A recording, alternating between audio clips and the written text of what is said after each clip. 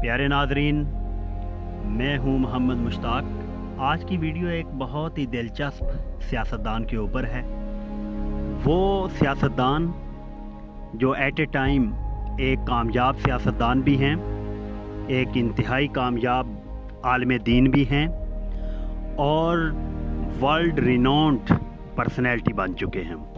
इस आलिम दीन से मुराद मौलाना फजल रहमान साहब हैं। ये डॉक्यूमेंट्री देखकर आपके इल्म में इजाफ़ा होगा। तो आइए हम चलते हैं मौलाना फजल रहमान साहब से मुतल्लिक़ दिलचस्प हक़ाइक़ की तरफ।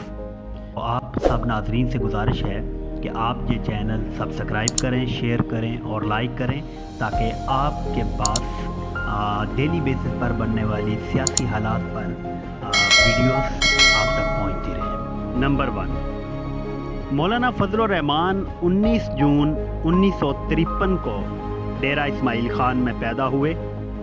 उनके वालिद मुफ्ती महमूद एक अजीम सियासतदान थे। नंबर 2, मौलाना साहब के मुताबिक उनकी कामयाबी के पीछे हाथ उनकी घरवाली का है।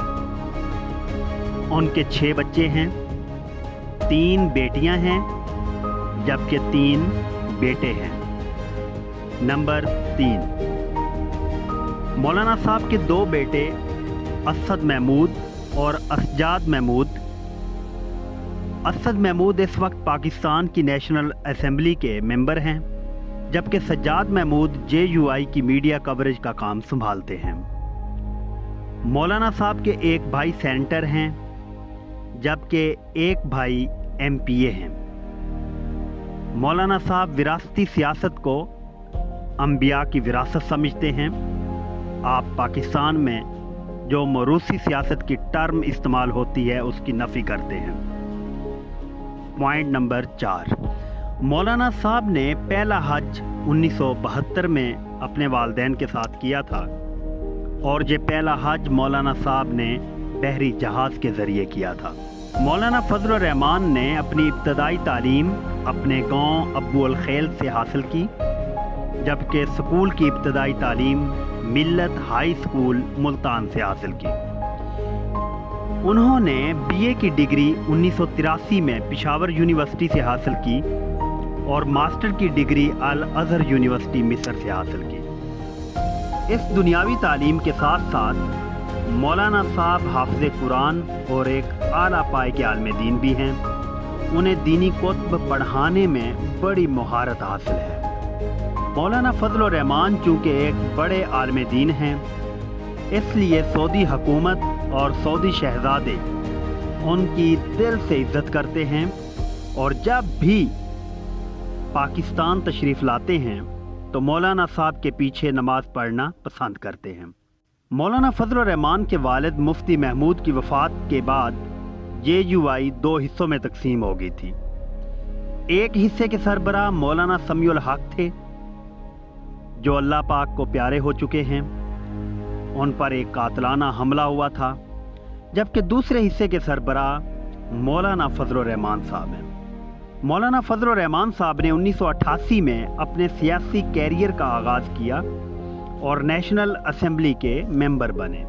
इसमें कोई दो राय नहीं है कि मौलाना साहब के चाहने वालों की तादाद लाखों में है, जो मौलाना साहब से वालिहाना अकीदत रखते हैं।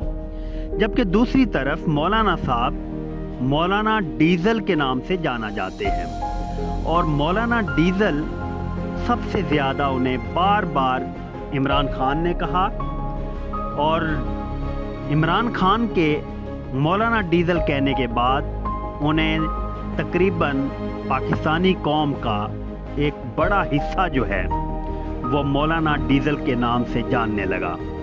इस नाम से उन्हें इसलिए पुकारा जाता है कि उन्होंने अफ़गानिस्तान को डीजल सप्लाई किया था और पीपल्स पार्टी ने उन्हें डीजल परमिट दिए थे। मौलाना साहब PTI के साथ काम इसलिए नहीं करते क्योंकि वो समझते हैं कि इमरान खान यहूदियों का एजेंट है।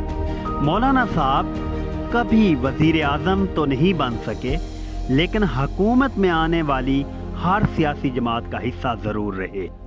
पाकिस्तान में जब भी दीनी मदारस पर मुश्किल वक्त आया तो मौलाना साहब ने हमेशा एक सीसा पिलाई दीवार बन जाते हैं। बहुत तकलीफ दह चीज़ ये कि एक बार मदारस को जहालत की फैक्ट्रियां तक कह दिया गया, लेकिन मदारस इस चीज़ के मरहून मिन्नत हैं कि मौलाना साहब ने कोई मदारस से मुतल्लक सख्त कानून पास नहीं होने दिया। मौलाना फजल रहमान इस चीज़ पर बहुत पुख्ता यकीन रखते हैं कि मुल्क पाकिस्तान को हम नज़रियाती मुल्क नहीं बना सके, बल्कि एक मुफादाती मुल्क बनाकर रख दिया गया है।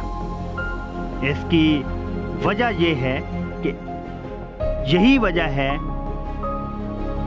जो इस मुल्क के लिए ज़ाहिर कातिल साबित हो रही है।